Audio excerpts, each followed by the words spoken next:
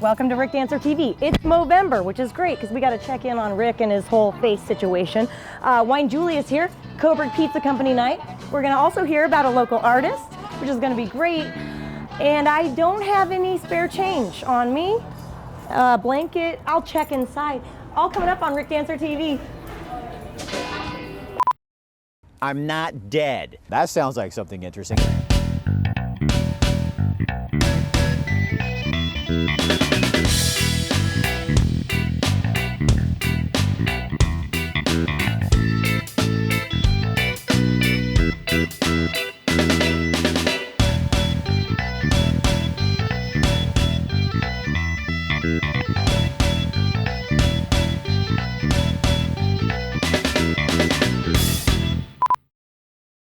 Dana. There's the plate. Okay. The pizza's out. Pizza is here. Look at this. You're gonna need broccoli, something or other. One of those. Okay, James. Extraordinary. See, I get it wrong every time. So this is kind of cool because then they set out all these Philly cheesesteak. Okay, you hold on. Okay, all right. We're at Coburg Pizza. It's a Monday night, Tavolo Festa, and this place is packed because, well, tell us what this is. This is like, I don't know how to describe it. It's like a little bit of everything. Well, I grew up in an Italian family, and so obviously food was an event, but food was also a holiday, which means we had events and holidays every day right around our table. And Tavolo Festa means table feast. This is what we did at home all the time. We just provide a pretty creative feast every Monday night so people can try 57 pies given some time. So you just put out different kinds of pies so people can look at what they are and try that one. Maybe they were thinking they wanted to buy, but they were never sure they were going to do it. Yeah. And how much is there one price for everything? So it's pizza, it's salad, it's breadsticks, and then you buy your drink separate. That's right. All you care to eat, all you care to enjoy, a very simple kind of a price thing, because the whole idea is that with 57 pizzas on the menu, it's not real easy to try all the things you might love the most. So 12 to 15 different kinds of pizza every Monday night. You come in, you try it. If you don't like the Alaskan baked salmon pizza the first time, well, then you can try the Western barbecue Co-Burger or the jalapeno popper. It's pretty easy to find something you'll like. I say this every time, but you are crazy about pizza. I'll take it. Thanks.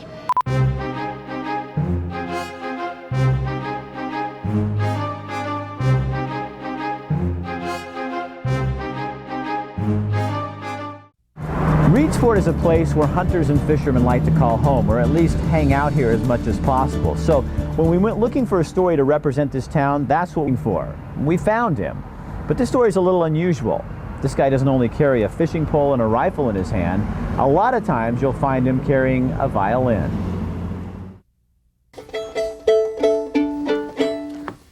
Gene Marshall first picked up a violin at the age of 4. I begged my mother to let me take lessons. We were poor and all get out, but she let me go ahead and take lessons. The sound it made, the feel of it, the expression it gave him, hooked him for life.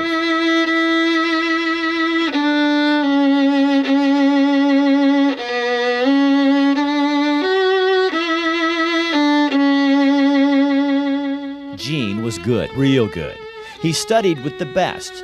The critics loved him. In 1947, a judge at the National Federation of Music wrote this about his performance. I've heard only one other boy before who could compare, Isaac Stern.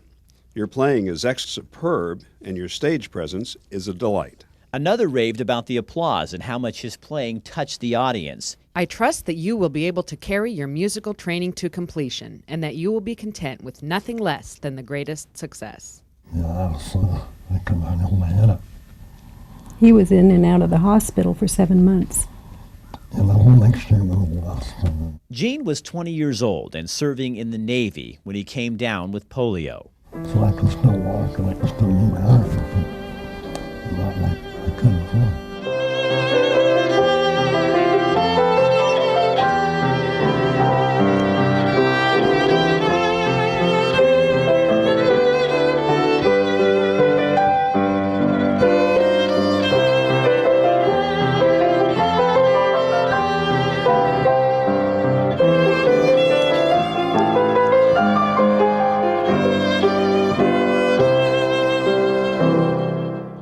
polio robbed him of the uses in parts of his arms and his legs, but most importantly, it destroyed the neck muscles and quieted his voice to a whisper. I never really feel poor me or traumatized or anything like that, you know. I guess I was happy that I came out of it alive. The future concert violinist became a barber. He hunted, fished, and raised a family with wife Ardis. A man who'd practiced and planned a future fit for a billboard quietly lived his life as a regular guy. A regular gift that just couldn't be hidden. I'll say it's a gift. He can go 2-3 weeks, never look at it, pick it up and play it, never miss a note. I can't do that. I have to practice. Some people have technique, and then there are the few with the ability to, through music, reach that rarely touched place in a human being's heart. A gift not only gives you the right kind of dexterity, but it gives you the ability to play from the throat to where the music that comes out of your instrument speaks to the other person's heart. It's ironic.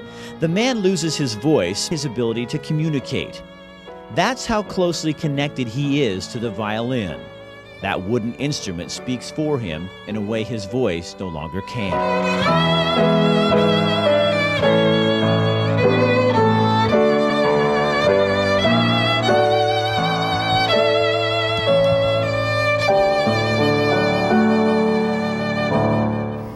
One of the things that's kept me going in the last 25 years, because I wouldn't have given it up if it hadn't been for what you said right there. Gene Marshall used to play for his glory. He was a performer, not anymore. He still plays, but now he's a messenger. Life is a package deal.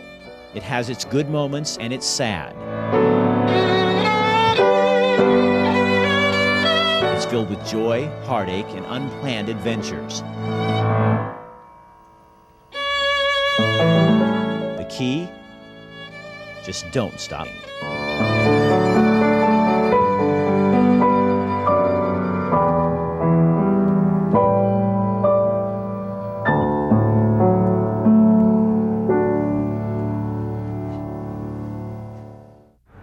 You'll find Gene and Ardis playing their violin and the piano duets together at church or little community events around town. They do have a CD out as well. And it is getting harder for Gene the older he gets to play the violin, but he says he'll keep doing it as long as he can. Family is really important to Coburg Pizza, and Terry Dawson, one of the owners of the place. And what I love is they have a lot of pictures of real family all over the place. He didn't buy these somewhere and stick them in a frame and stick them on the wall. This is actually his family.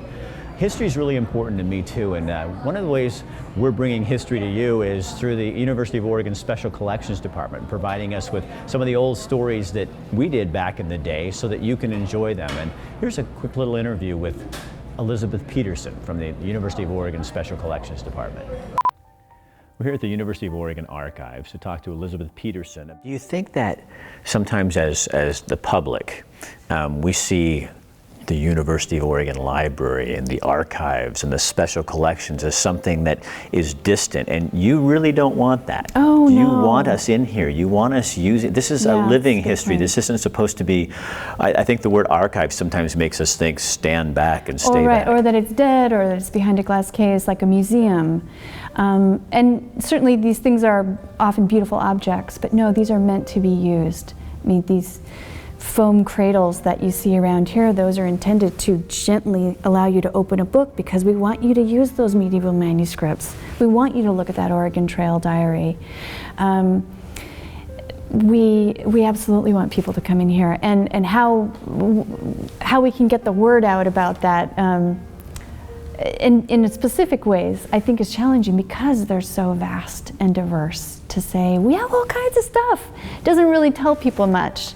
And libraries are all about that, is serving our user community. And special collections is not just the university community, but it's the city of Eugene, it's the state of Oregon, it's the Northwest region. And in often case, it's an international community that we're serving. We have a lot of researchers that come from overseas to use the materials here.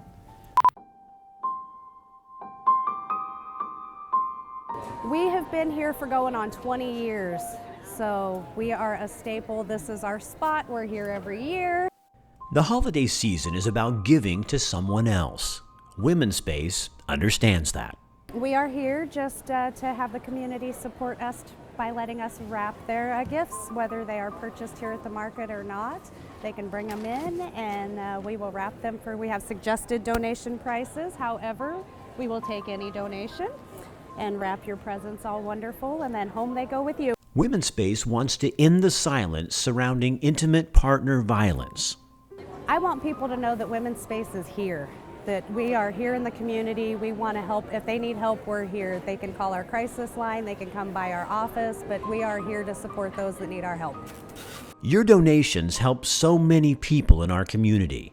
And the silence means speak up, don't be silent anymore. Everyone has a voice. The message is so important, especially now. It's in the headlines now more than it's ever been, and we need to let people know that it's still happening. If you have gifts at home, you can bring them in. If you buy here, you can come here. We are just wrapping any presents that need to be wrapped. We don't just have Christmas paper, we have Hanukkah paper, we have plain paper, so we're here to wrap for anybody and everybody.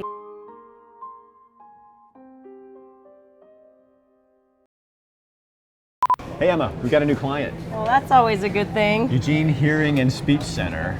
Okay. So they do a lot of work with hearing and speech, but what I never knew is they also do work with kids with literacy to get them ready to go into school. Did you know that 1 in 3 American children start kindergarten without the skills they need to read? But it doesn't have to be that way. Remember, we did it with the man. With the man. Oh, you did the man one. My name is Corey Byers, and I teach the Early Literacy Program at the Eugene Hearing and Speech Center. It gave him kind of an edge up on everything else. He went into school confident and knowing what the teacher was talking about. They teach me how to read little words and then start to read bigger words. And it got really easier. He was even able to help other children sitting next to him that had no prior schooling experience. I really feel like our program and what I do for a job really impacts the child for their entire life. Big armadillos. Because we give them this foundation that they can build on for their entire life.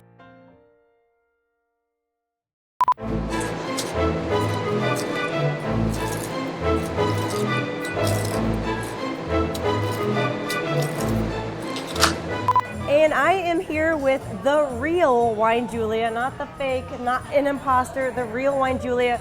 And she brought her family. It's a great place to bring your family here at Coburg Pizza Company, Springfield location or otherwise. What are we pairing up with what kind of pizza? I've got the Bangkok chicken, Philly cheesesteak, the nachos, but my Nacho pizza. usual. Yeah. What's over here then? Formaggio de Florence, the Colossus Co-Burger, the Bassani Broccoli with Chev. Okay. We've got a whole load of pizzas because it's Tavola Festa tonight at Coburg Pizza Company. So you've got plenty of pizzas to choose from by the slice. My go-to wine when there's so many choices like this is what I'm drinking is a sparkling wine. They've got Zardetto Prosecco. It's an Italian sparkling wine. It's incredible. It pairs with so many things. So if you've got a variety like this, that's what I would go with.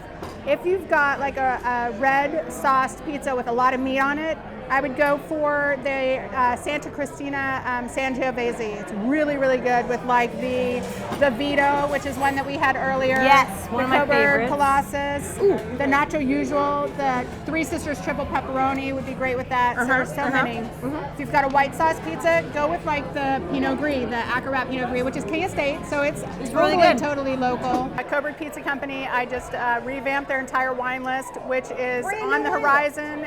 Excellent wines are in play, and we're really super excited about that. And a pairing guide to pair with 57 pizzas. Cheers to that. So cheers. Yes. When the phone rings and your doctor informs you you have cancer, life forever changes. I work in the television video production industry. I do online videos and decided, after a lot of thinking, to make my cancer very public. So here's the thing. I have cancer. Prostate cancer. and I'm just shocked, just kind of stunned and numb and scared and afraid. My diagnosis came in January of 2010. I didn't want to die, but I also, to be honest, I didn't want to lose my ability to have an erection. I mean, that's a big concern for a guy. I'm not afraid this is going to kill me. Prostate cancer is really treatable. I'm afraid of the process. I just don't want to do it. I don't want to live with cancer.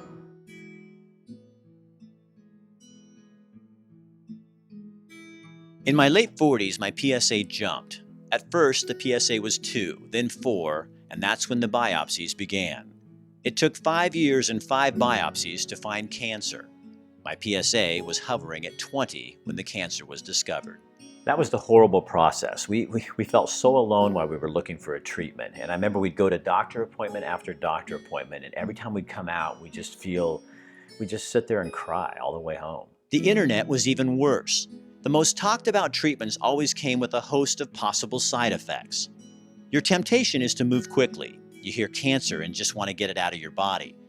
I resisted the temptation and took several months finding the treatment that was right for me, and I'm so glad I did. I wish in those early days we'd had a team of specialists like those at the Willamette Valley Cancer Institute to talk with us about all the options, not just the usual treatments. So you can't rely on friends and relatives or other men in your life who've had prostate cancer and do what they did. You really have to go through this process yourself and figure out what's the best treatment for you, or whether you really want to get treated at all at this point. Cancer did change my life, but not in the ways I thought it would. We chose a treatment that worked for us. Yes, this is not just your decision. Your wife needs to be part of that process. I think attitude is a huge part of cancer treatment, survival, and moving on. I didn't have to fight cancer. I had to fight Rick Dancer, me. Surviving cancer did have lasting effects on our lives. We discovered how much stronger we are and how short time really is when you think about it. We now do triathlons, our first half marathon. We cycle Oregon and try things we never dreamed of trying before. I'm not trying to glamorize cancer. There is nothing beautiful about it. But cancer let me stare death in the face and then walk away. There is something powerful in the gift of survival. Guys, the best advice I can give after going through this process is don't rush into anything. First of all, determine whether you need to be treated with your different doctors that you're going to go visit. If you do decide on treatment, look at the side effects and make sure you're comfortable with what's going to happen or what could happen. And then remember, you will get through this. Life is good now. My PSA is down to 0 for the first time in a decade. My side effects from the treatment are minimal. I look back at this video and remember that day like it was yesterday. That's kind of where we're at. So keep praying, and I thank you. It'll get better. It'll get better. It'll get better. I was right. It is getting much better.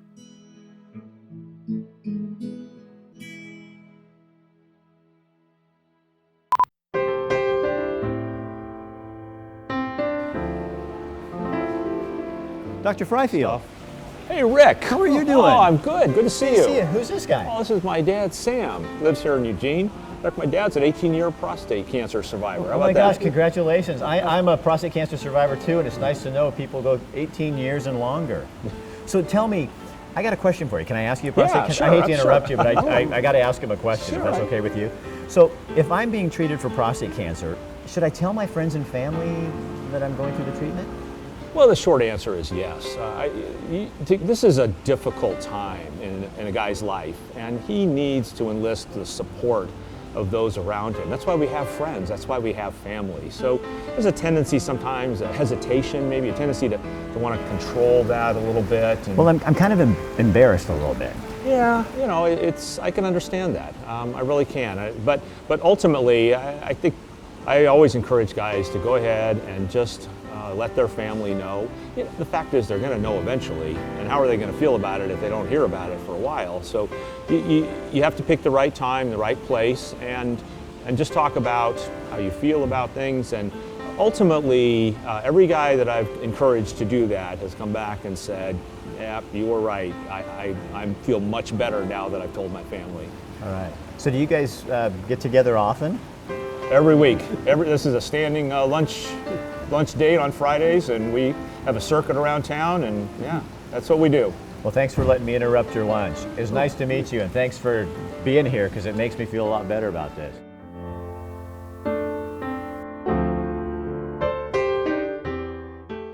You know what's delicious? What? Not just good, Ranchito Grill. Now I know we're at Coburg Pizza Company and this is my favorite pizza place, but Ranchito Grill is my favorite Mexican food place and it's right down the street. Kind of feel like I'm cheating on them, but it's okay because I feel like I also need to remind you. Abe knows. Abe's cool with it. He's good, he shares. So tell them about the dinner. They can win a dinner. Yeah, I want to make sure they know if you go down to Ranchito Grill, you just put your phone number, your name, the basics, right? Social security number, Visa card. First pet, mom's maiden name. If you just put that in there, it's great. No, just your name. We're kidding. Name, just your phone name number. and phone number, and we'll call you if we win. You enter to win at Ranchito Grill. Dinner for two.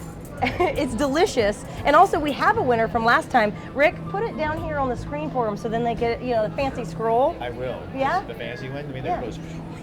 Or like just the, It's peppermint harvest time in the southern Willamette Valley. Around Lockmead Farms, you can almost taste the mint in the air. Local school bus drivers repurpose their talents behind the wheels of our trucks as the August harvest begins. In a good year, Lockmead Farms will grow and distill up to 72,000 pounds of peppermint oil. Nothing is wasted in the process. The mint is cut and chopped, then fed into huge trailers that act as giant cook ovens. When they get back to the distillery, the process begins. Giant boilers push steam into those ovens. The steam cooks the mint leaves and evaporates the oil. The steam moves out of the top of the oven, carrying the oil into a condenser, where it is turned back into liquid, water and oil. With a little patience, the oil separates from the water, floats to the top, where it is then skimmed off. The chopped plant is trucked back to the field as compost for next year's crop. You'll find that peppermint in Lockmead ice cream and quite possibly that toothpaste you use to brush your teeth. At Lockmead Farms, reuse, recycle, and repurpose is just the way we do business.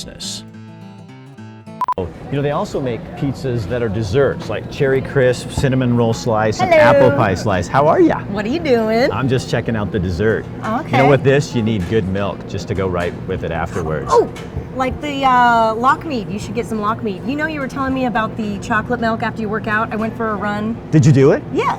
And it worked, right? Well, it's a good recovery. You weren't lying. That other stuff's too much sugar. It makes me feel sick. Well, this is 3 carbs to 1 protein, and when you do a protein drink, it's like 30 grams of protein, but you're not getting that carb, which is what your body needs. So you felt better? Yeah, and I love milk and chocolate, so put those hands together. And you're kind of a fan of Lockmead. I'm a huge fan of Lockmead. Are you kidding me? Ice cream is my favorite. I hope you were just doing the chocolate milk and not the Lockmead ice cream after a workout, Emma. It started off as ice cream and turned into chocolate milk. Well, I had to have dinner. The toughest moment of the day is the one right before your body hits the cold water. You didn't have to get up. No one needs to spend an hour swimming laps in a pool at this time of day. The water is like mud as you move it, you pull it, you push it, propelling yourself through it. And when you're finished, your body exhausted, there's only one way to give back what you gave. Lockmead reduced fat or non-fat chocolate milk. Recovery. It doesn't get any better than this.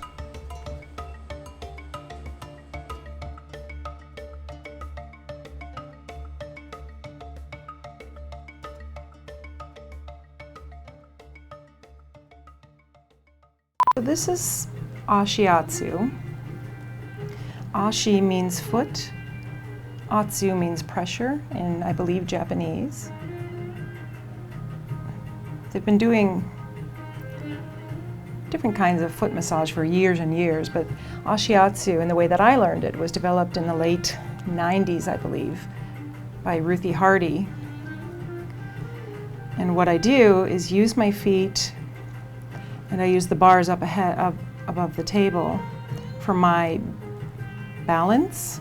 Well, I've been doing massage for almost 16 years, and I've done a lot of deep tissue massage over the years, and with my forearms, I can give about 40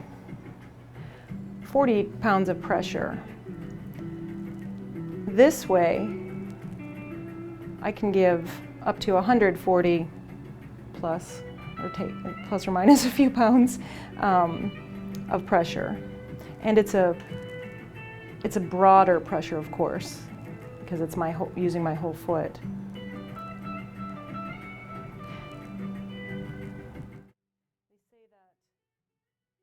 You are so odd. You know, I feel like I'm not learning much. Where do you get your news?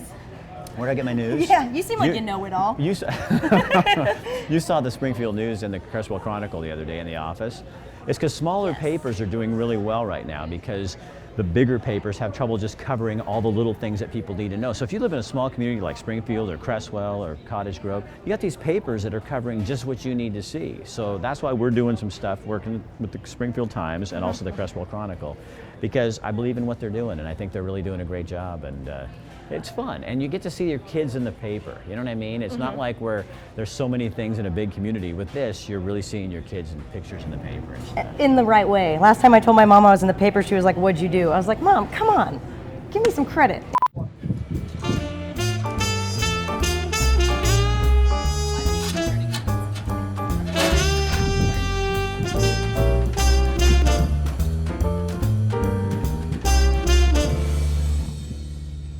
You try to live with the pain, but the car accident changed everything. We don't have to live with pain all the time. One day you're active and able to do just about anything, and the next it hurts just to get out of bed.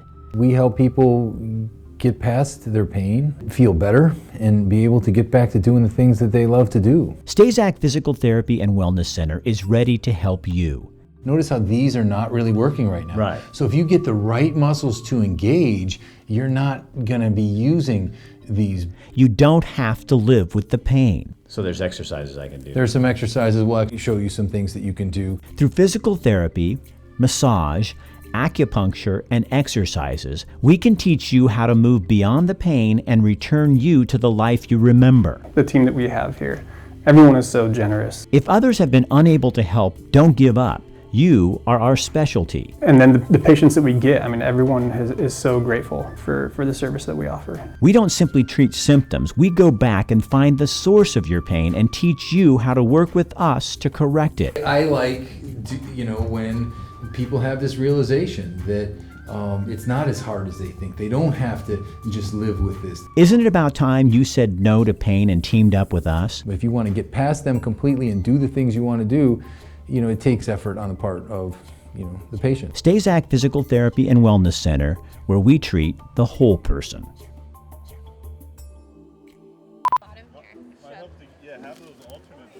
It's a good thing because we get out in the community. Number one, we get our name out there, and number two, people don't like to wrap their own presents. Some people, such as myself, aren't very good at it, so bring them here, let somebody else do it, and they look wonderful under my tree.